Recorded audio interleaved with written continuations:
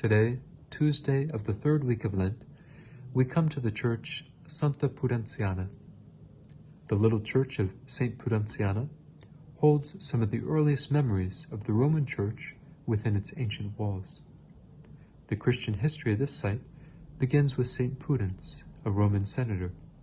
He allowed Saint Peter to live in his house for at least 6 years, and it's believed that the first Eucharist celebrated by Saint Peter in Rome took place here.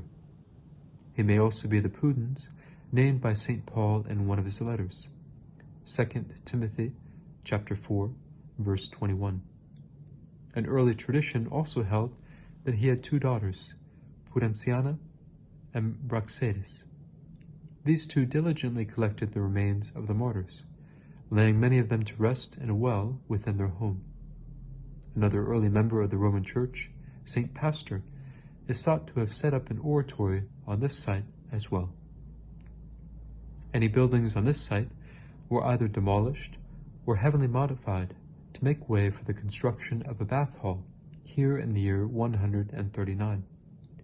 This structure would have had a large inner hall completely surrounded by an ambulatory, the outlines of which are still visible in the brickwork.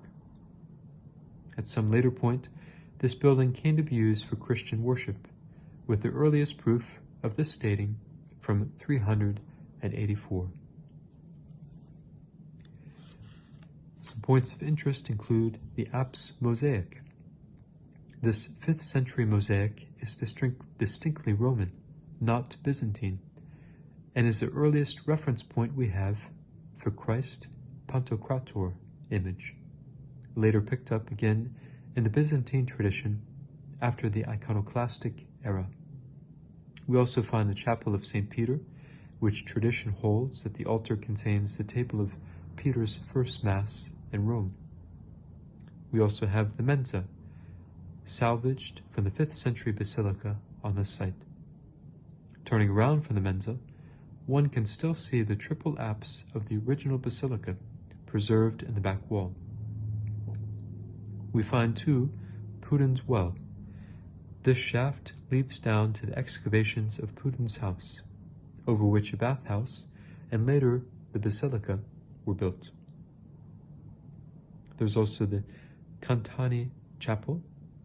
This treasure of Baroque architecture is also held as the site of a Eucharistic miracle that left a mark on the stone altar.